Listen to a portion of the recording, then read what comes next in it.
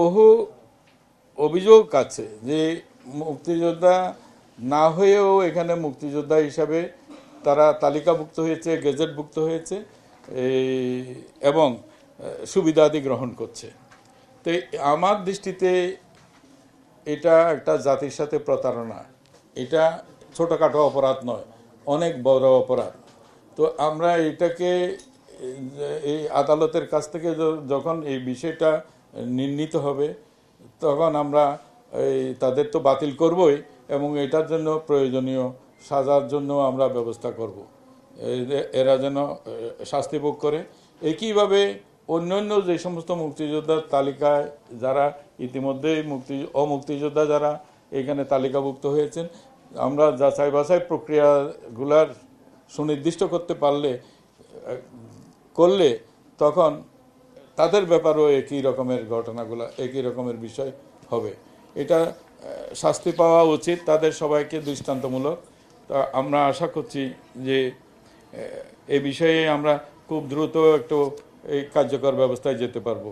আমাদের যে অনেক কটা তালিকা, 3টা 4টা বহু রকমের নীল তালিকা, লাল তালিকা, নানা রকমের তালিকা, ভারতীয় তালিকা, বিভিন্ন রকমের মুক্তিযোদ্ধার তালিকা এখানে আছে।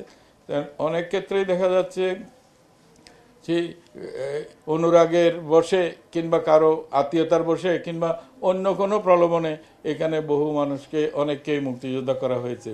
তো তাদেরকে চিহ্নিত করতে একটু সময় তো অবশ্যই লাগবে, কারণ আমরা চাই না যে যারা সত্যিকারের মুক্তিযোদ্ধা তারা যেন কোনো না কোনোভাবে যেন তারা ক্ষুণ্ণ না হয়, তাদের মর্যাদা যেন ক্ষুণ্ণ না হয়। সেটাকে অক্ষুণ্ণ রেখেই বাকি কাজটা সম্পন্ন করতে হবে। এটাই হচ্ছে আমাদের জন্য একটু দুরূহ কাজ। আমরা প্রচেষ্টা রাখছি, আশা করছি যে এই ক্ষেত্রেও সফলতা আসবে। আমরা একটা ইন্ডেমনিটিও হয়তো দেব যে যারা অমুক্তিযোদ্ধা এইভাবে মুক্তিযোদ্ধা হয়ে এসছেন তারা যেন স্বেচ্ছায় এখান থেকে চলে যান, স্বেচ্ছায় যেন চলে যান। সেই কারণে যদি যায় তাহলে হয়তো তারা সাধারণ ক্ষমাও পাইতে পারে। আর যদি আমরা সেটা না হয় তাহলে আমরা যেটা বলেছি যে এই যে প্রতারণার দায়ে আমরা তাদেরকে অভিযুক্ত করব। রাজাকারের তালিকা বিষয়ে আমার কোনো জানা নেই, রাজাকারের তালিকা গ্রহণ করা এখানে হয়নি।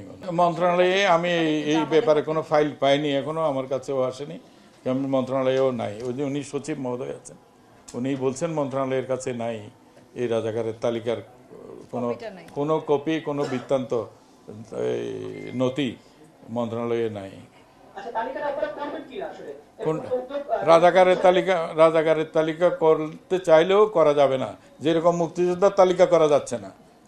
এটা তো অত্যন্ত কঠিন বিষয়। বাস্তবকে অস্বীকার করে তো আমরা কিছুই করতে পারবো না। 50 বছর পূর্বে ঘটে যাওয়া একটা ঘটনা এখন কোথায় কে আছে না আছে, কার কাছ থেকে কী রকমের বাস্তব নথি পেয়ে আমরা এগুলি করব, এটা তো আমার মনে হয় অনেক বেশি দুরূহ কাজ হবে, দুরূহ বিষয় হবে।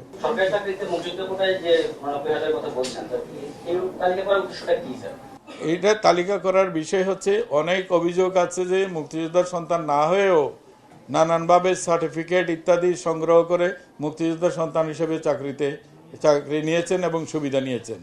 তা আমরা এইটাকে যখন পাবলিক ডোমেইনে আমরা নিয়ে যাচ্ছি এটা, তখন এখানে আমরা একটা ফর্ম দিচ্ছি, উল্লেখ করছি যে কারো যদি জানা থাকে, কারো ব্যাপারে যদি এই ধরনের আপত্তি আসে আমরা যেন দ্রুত সেগুলি যাচাই করতে পারি।